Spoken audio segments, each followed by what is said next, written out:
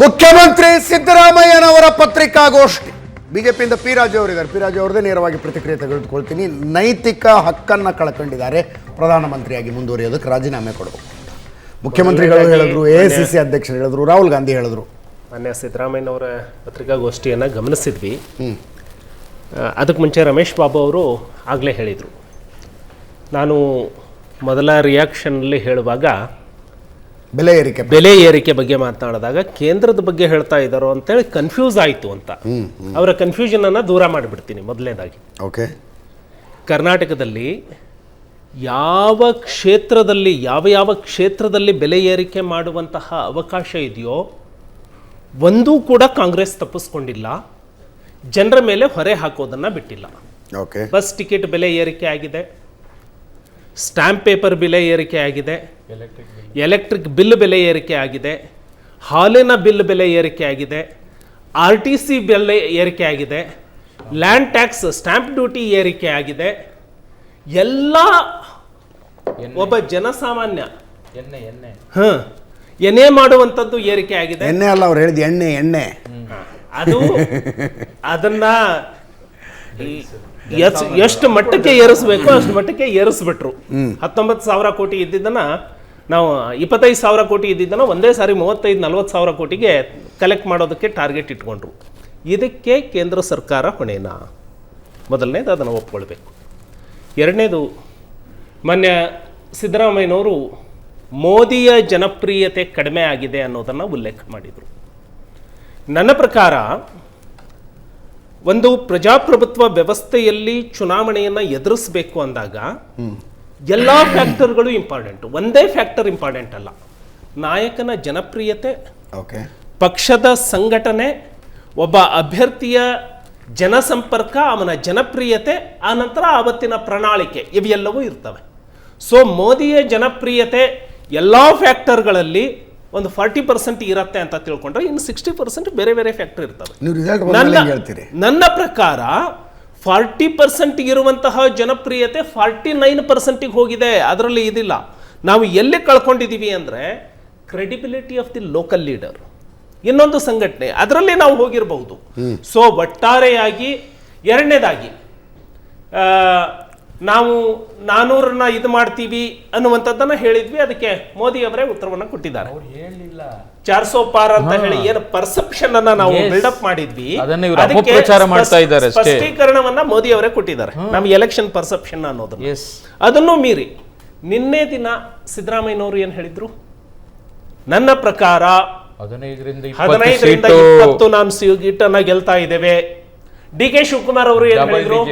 Double digit ಅಂದ್ರೆ ಎಲ್ಲೋ ಎಷ್ಟು? 11 ರಿಂದ ಶುರುವಾಗಿ 99 ಇರುತ್ತೆ ಆ ಡಬಲ್ ಡಿಜಿಟ್.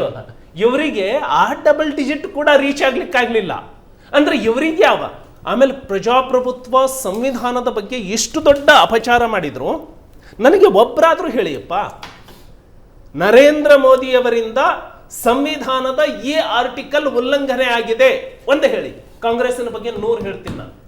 ಅಂದ್ರೆ ಪರ್ಸೆಪ್ಷನ್ ಅನ್ನ ಈ ರೀತಿ ಬಿಲ್ಡಪ್ ಮಾಡೋದಿದೆಯಲ್ಲ. ರಮೇಶ್ ಬಾಬು ಅವರು ಹೇಳಿ, ಸಂವಿಧಾನ ಅಪಾಯದಲ್ಲಿದೆ.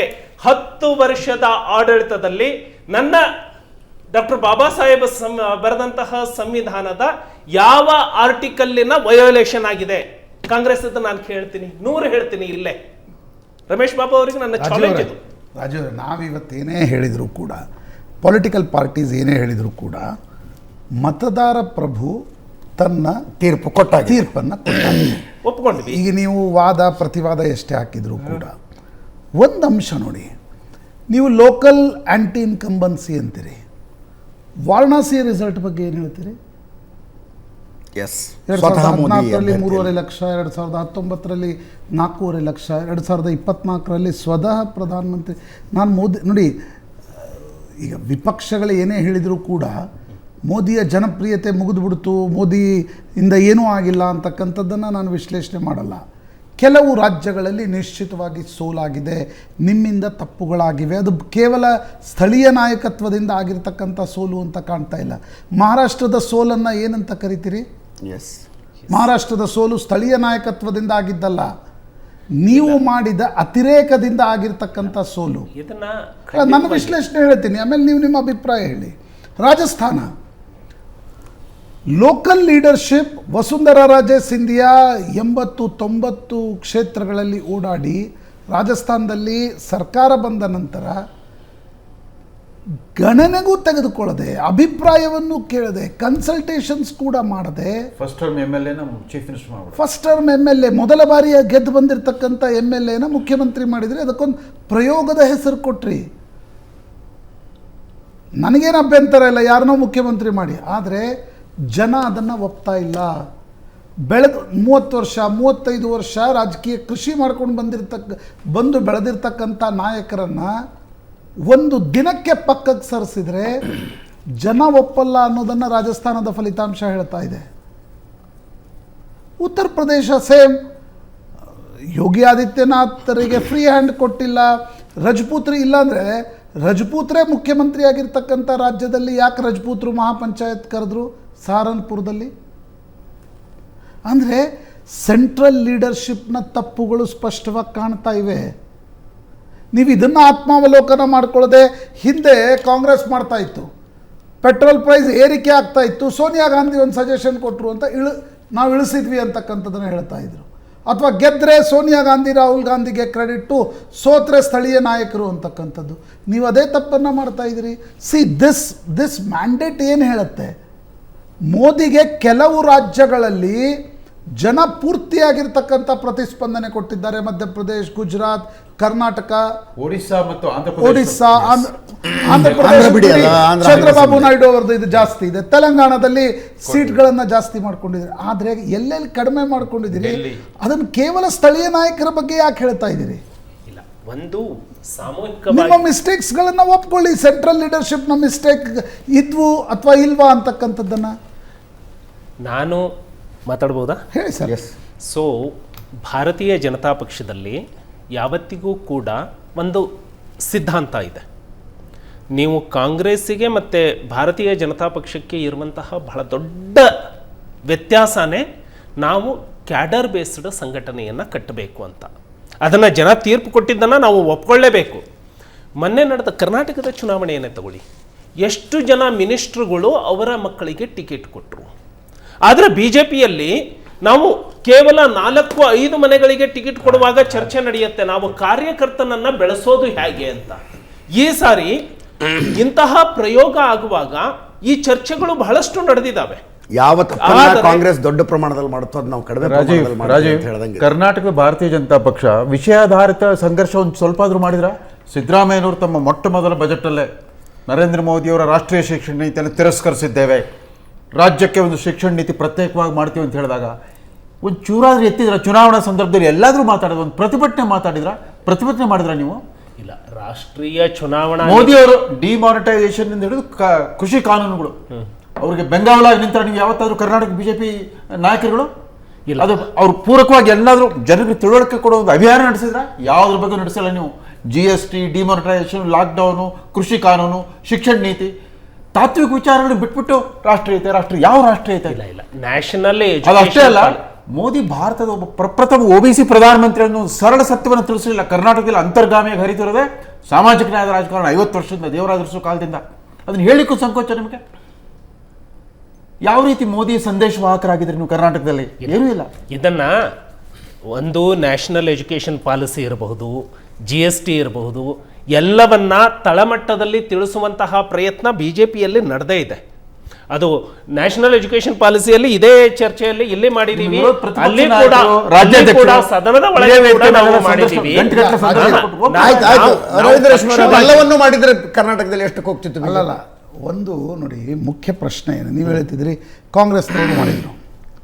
ಅಜಿತ್ ದಾದಾ ಪವಾರ್, ಅಜಿತ್ ದಾದಾ ಪವಾರ್ ವಿರುದ್ಧ ದೇವೇಂದ್ರ ಫಡ್ನವೀಸರ ವಿಧಾನಸಭೆಯ ಭಾಷಣಗಳು ನನ್ನ ನೆನಪಿವೆ.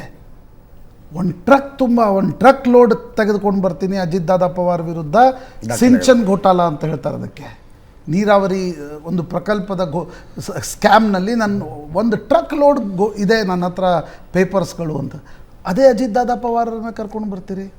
ನಾನು ರಾಜಕೀಯ ಅತಿರೇಕಗಳ ಬಗ್ಗೆ, ರಾಜಕೀಯ ಅತಿರೇಕದ ನಿರ್ಧಾರ ರಾಜ್ಯ ನಾಯಕರದ್ದಾಗಿರಲಿಲ್ಲ.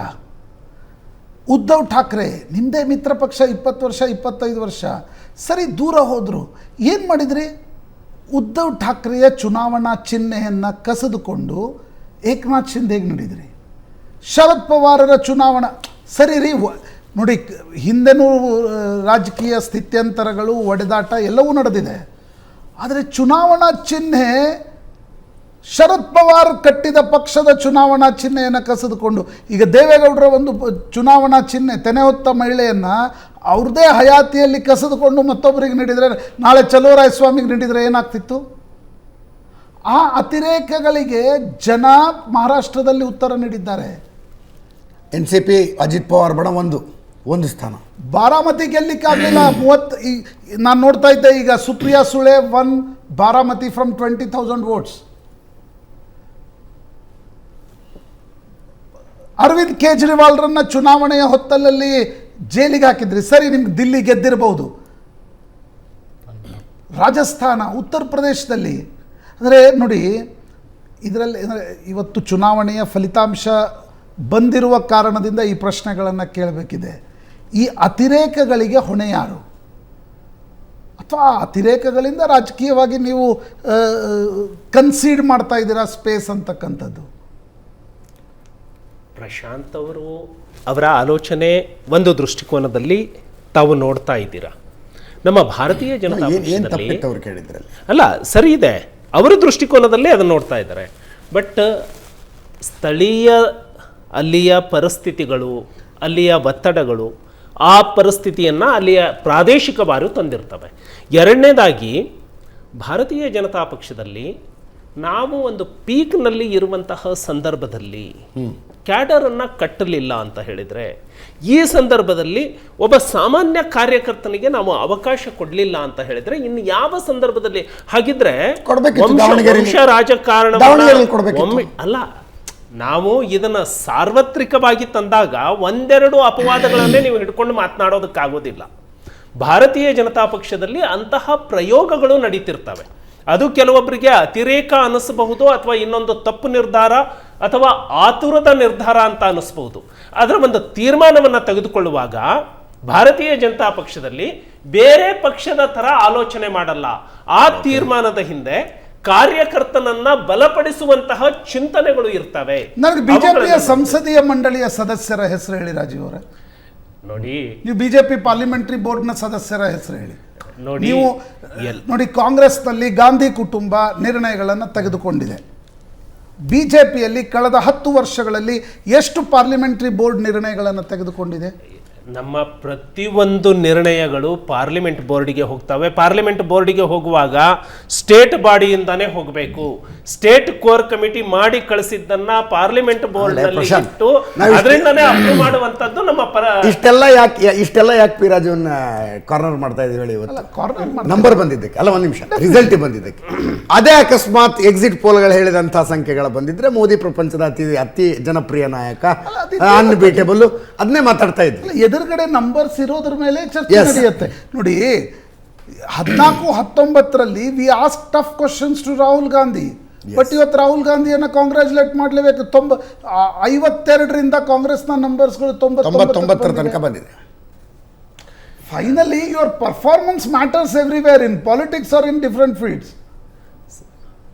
ಇವತ್ತು ಮಹಾರಾಷ್ಟ್ರ, ಉತ್ತರ ಪ್ರದೇಶ ಬಿಜೆಪಿಯ ಕಾರ್ಯಕರ್ತರು ಕೂಡ ಈ ಪ್ರಶ್ನೆಗಳನ್ನು ಕೇಳ್ತಾರೆ. ಡೆಫಿನೆಟ್ಲಿ. ಆಮೇಲೆ ಕಾರ್ಯಕರ್ತರ ಪ್ರಶ್ನೆ ಹೇಳಿದ್ರು ಅವರು. NCP ಅಜಿತ್ ಪವಾರ್ನ ಕರ್ಕೊಂಡು ಬಂದು 2/3 ಮೆಜಾರಿಟಿ ಜೊತೆ ಮಹಾರಾಷ್ಟ್ರದ ಬಿಜೆಪಿ ಕಾರ್ಯಕರ್ತರು ಏನಾಗಬೇಕು? ನಿಮ್ಗೆ ನೆನಪಿದ್ರೆ ನಾನು ಮಹಾರಾಷ್ಟ್ರದ ಒಂದು ಕವಿತೆ ಹೇಳಿದ್ದೆ. ಹೌದು, ಅಂದರೆ ಎಲ್ಲ ಪಾರ್ಟಿಗಳಿಂದ ತಳಮಳ ಆಗಿದೆ, ಬಟ್ ಬಿಜೆಪಿಯಿಂದ ಯಾಕೆ ತಳಮಳ ಆಗಿದೆ ಅಂತಂದರೆ, ಯಾರನ್ನ ನಾನು ವಿರೋಧಿಸಿದ್ನೋ ಅವರೇ ಇವತ್ತು ಕಮಲ ಹಿಡ್ಕೊಂಡಿದ್ದಾರೆ.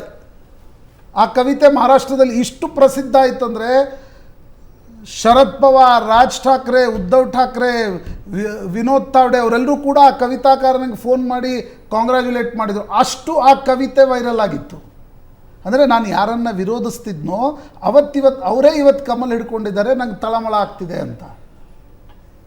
ಜೋನ್ಪುರದಲ್ಲಿ ನಾನಂದರೆ ಕೆಲವು ಉದಾಹರಣೆಗಳನ್ನು ಕೊಡ್ತೀನಿ. ಉತ್ತರ ಪ್ರದೇಶದ ಜೋನ್ಪುರದಲ್ಲಿ ಯಾರಿಗೆ ಹೋಗಿ ಟಿಕೆಟ್ ಕೊಟ್ರಿ? ಕೃಪಾಶಂಕರ್ ಸಿಂಗ್.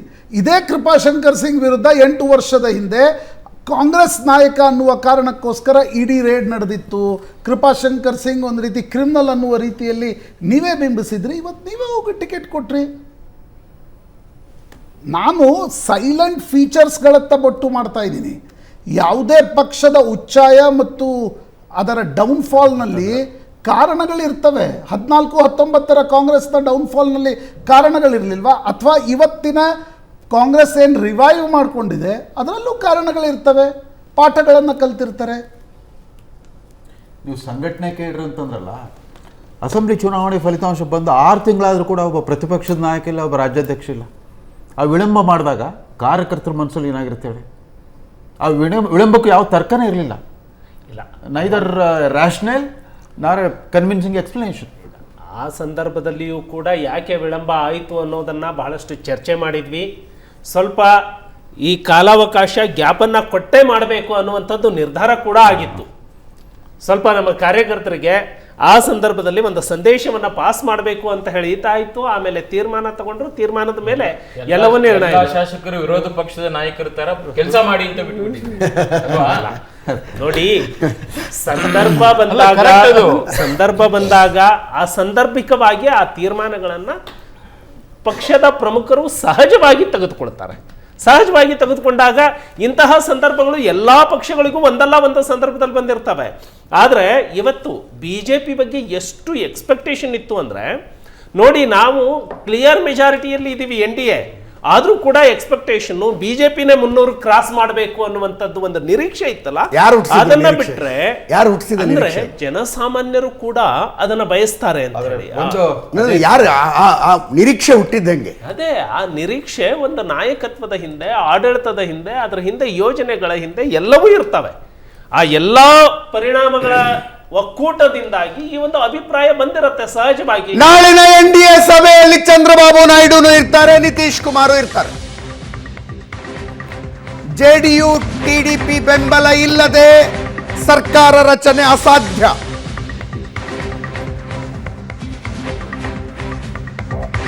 ನಾಳಿನ NDA ಸಭೆಗೆ ಇಬ್ಬರು ನಾಯಕರು ಬರ್ತಾ ಇದ್ದಾರೆ.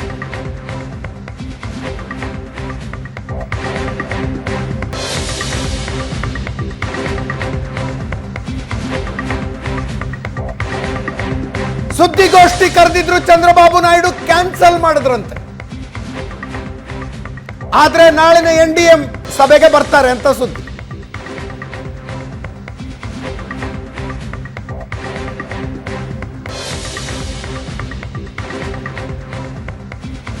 ಪವನ್ ಕಲ್ಯಾಣ್ರ ಜೊತೆಗೆ ಜನಸೇನಾ ಪಕ್ಷದ ನಾಯಕ ಪವನ್ ಕಲ್ಯಾಣ್ ಜೊತೆಗೆ ದೆಹಲಿಗೆ ಬರ್ತಾ ಇದ್ದಾರಂತೆ ಚಂದ್ರಬಾಬು ನಾಯ್ಡು. ಆದರೆ ಈ ಪತ್ರಿಕಾಗೋಷ್ಠಿ ಯಾಕೆ ಕ್ಯಾನ್ಸಲ್ ಮಾಡಿದ್ರು ಗೊತ್ತಾಗ್ತಿಲ್ಲ.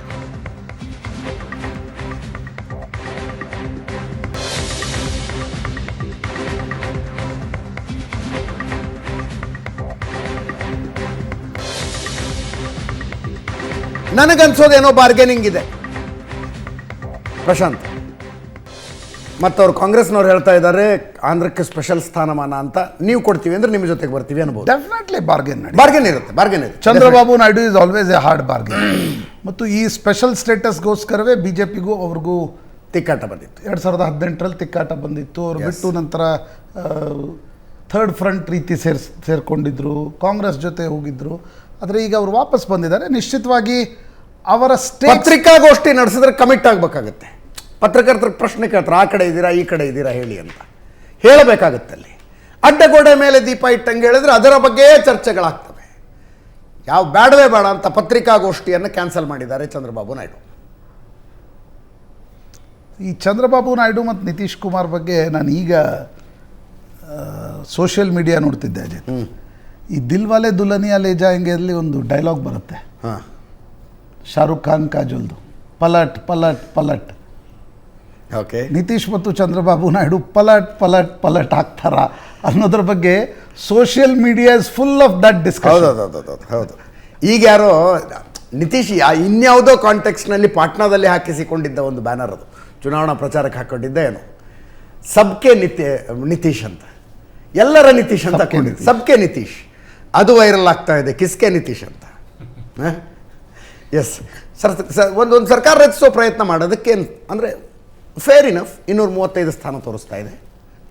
ಇಲ್ಲ, ಇದು ತಾವು ಚಂದ್ರಬಾಬು ನಾಯ್ಡು ಕೇಳಿದ್ರಿ. ಅವರು 1999ರಲ್ಲಿ ವಾಜಪೇಯಿ ಸರ್ಕಾರ ಬಂದಂಥ ಸಂದರ್ಭದಲ್ಲಿ ಎಸ್, ಇವರು ಆವತ್ತಿನ ಒಟ್ಟಾರೆ ಅವಿಭಜಿತ ಆಂಧ್ರ ಪ್ರದೇಶ ಏನಿತ್ತು ದೊಡ್ಡ ಸಂಖ್ಯೆಯಲ್ಲಿ ಗೆದ್ದಿದ್ರು. ಬರೀ ಲೋಕಸಭೆ ಸ್ಪೀಕರ್ ಪೋಸ್ಟ್ ಒಂದೇ ತಗೊಂಡಿದ್ದೇವೆ, ಯಾವ ಮಂತ್ರಿಮಂಡಲಕ್ಕೆ ಹೋಗಲೇ ಇಲ್ಲ ಅವರು.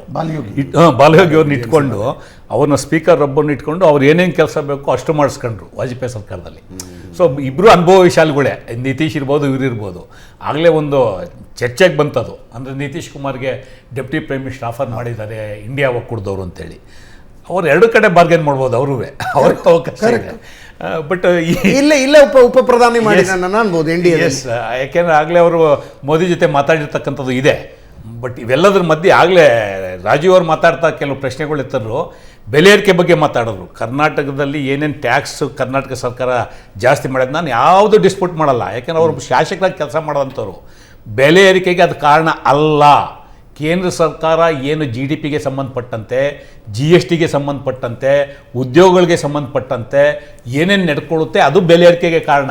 ಇವತ್ತು ಡೀಸೆಲ್ ಬೆಲೆ ಏನಾಯಿತು, ಪೆಟ್ರೋಲ್ ಬೆಲೆ ಏನಾಯಿತು, ಗ್ಯಾಸ್ ಬೆಲೆ ಏನಾಯಿತು, ಇದು ನೀವು ಜನಸಾಮಾನ್ಯರು ಬಳಕೆ ಮಾಡೋಂಥ ವಸ್ತುಗಳ ಬೆಲೆ ಏರಿಕೆಗೆ ಕಾರಣ ಆಗೋಂಥದ್ದು ಕೇಂದ್ರ ಸರ್ಕಾರ ನೀತಿ. ಪಾಪ ಅವ್ರು ಭಾಳ ಚೆನ್ನಾಗಿ ಕಿವಿಗೆ ಹೂವು ಹೇಳೋಂಥ ಪ್ರಯತ್ನವನ್ನು ಮಾಡ್ತಾ ಇದ್ದಾರೆ. ಅದಕ್ಕೆ ಜನ ಈಗಾಗಲೇ ಉತ್ತರ ಕೊಟ್ಟಿದ್ದಾರೆ. ನಾನು ಹೆಚ್ಚು ಚರ್ಚೆಗೆ ಹೋಗಲ್ಲ. ಪ್ರಶಾಂತ್ ನಾಥ್ರವರು ಸುದೀರ್ಘವಾದಂಥ ಉತ್ತರವನ್ನು ಕೊಟ್ಟರು. ಇಲ್ಲಿ ಜನ ಯಾಕೆ ತಿರಸ್ಕಾರ ಮಾಡಿದ್ದಾರೆ ಅಂತ ಹೇಳೋರು ಆತ್ಮವಿಮರ್ಶೆ ಮಾಡ್ಕೊಂಡ್ರೆ ಸಾಕು.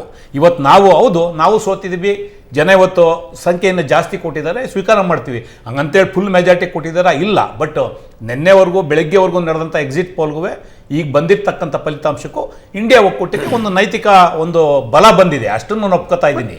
ಇಲ್ಲಿ ಪ್ರಶ್ನೆ ಇರ್ತಕ್ಕಂಥದ್ದು, ಸಿದ್ದರಾಮಯ್ಯವರು ಪ್ರೆಸ್ ಮೀಟ್ ಮಾಡಿ ಹೇಳಿದ್ದೂ ಅದನ್ನೇ, ಖರ್ಗೆರವ್ರು ಹೇಳಿದ್ದು ಅದನ್ನೇ, ಮತ್ತು ರಾಹುಲ್ ಗಾಂಧಿರವ್ರು ಹೇಳಿದ್ದು ಅದನ್ನೇ. ಈಗಿನ ಸನ್ನಿವೇಶಕ್ಕೆ ಸನ್ಮಾನ್ಯ ಮೋದಿರವರು, ಯಾಕೆಂದರೆ ಅವರು ಎಲ್ಲೂ ಸಹ ಅಭಿವೃದ್ಧಿ ವಿಚಾರದಲ್ಲಿ ಮತವನ್ನು ಕೇಳಲಿಲ್ಲ.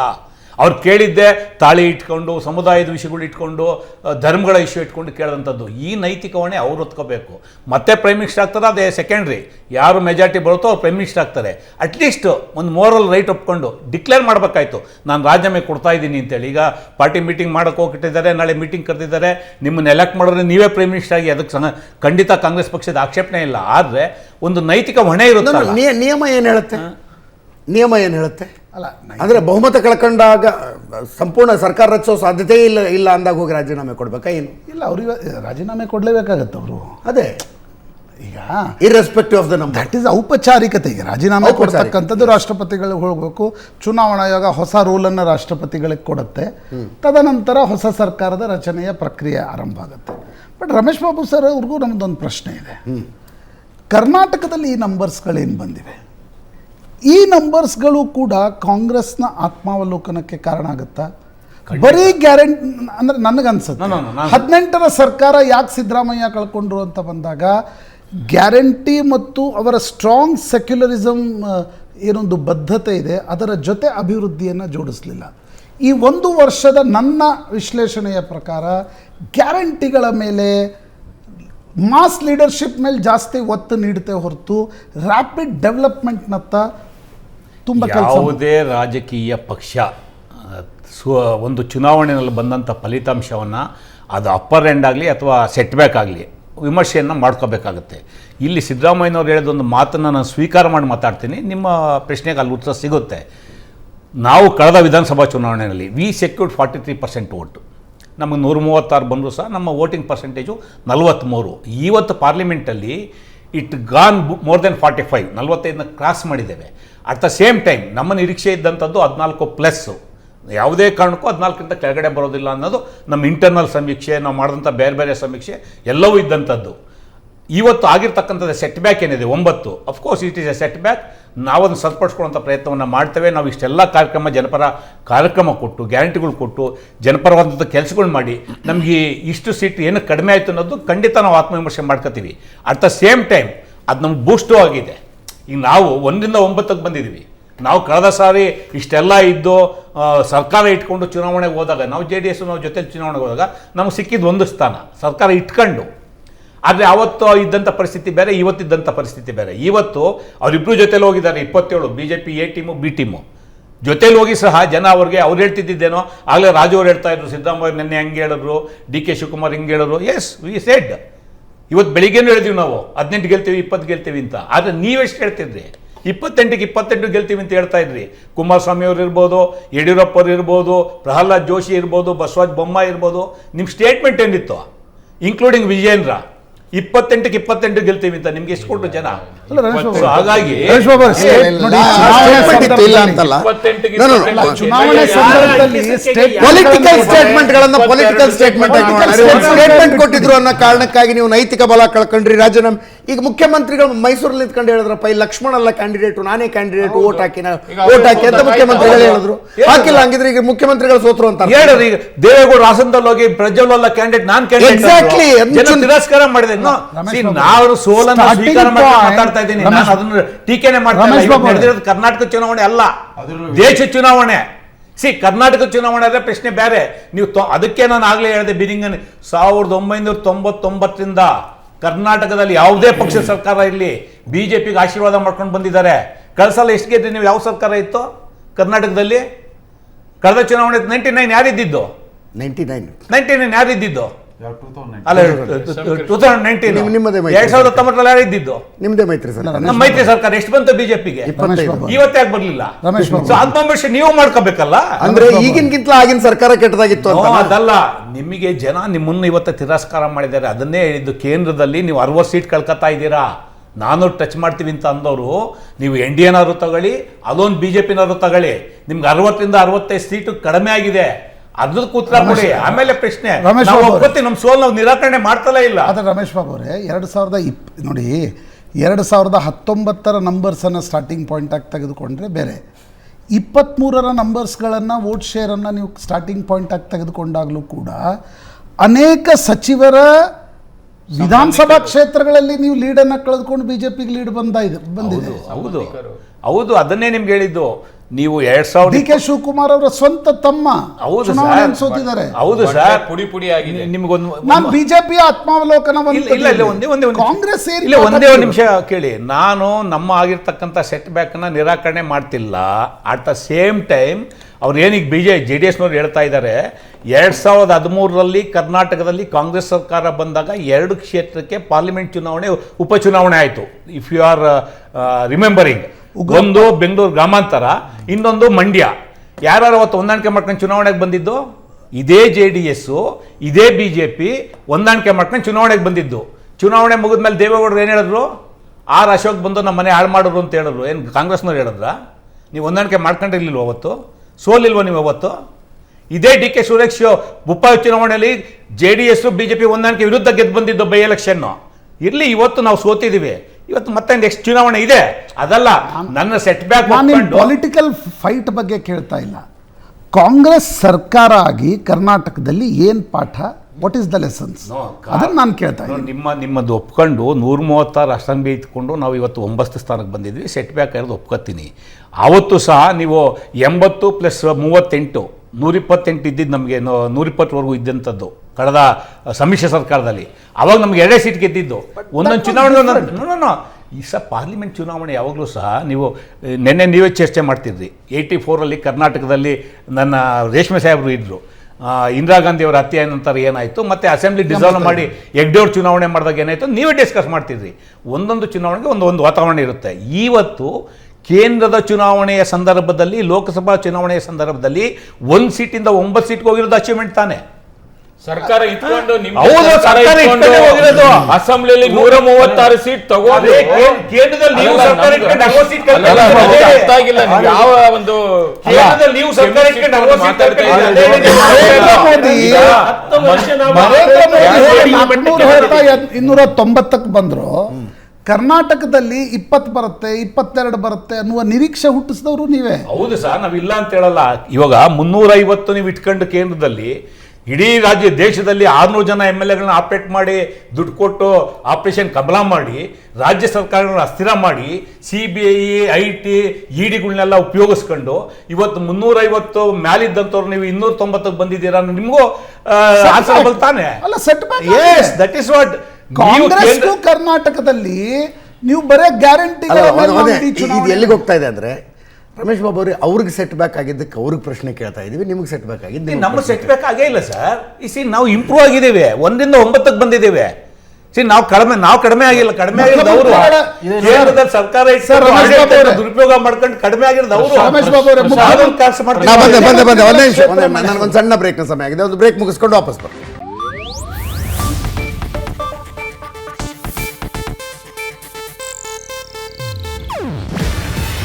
ಇದು ಏಷ್ಯಾನೆಟ್ ನ್ಯೂಸ್ ನೆಟ್ವರ್ಕ್ ಪ್ರಸ್ತುತಿ. ನೀವು ನೋಡ್ತಿದ್ದೀರಾ ಏಷ್ಯಾನೆಟ್ ಸುವರ್ಣ ನ್ಯೂಸ್.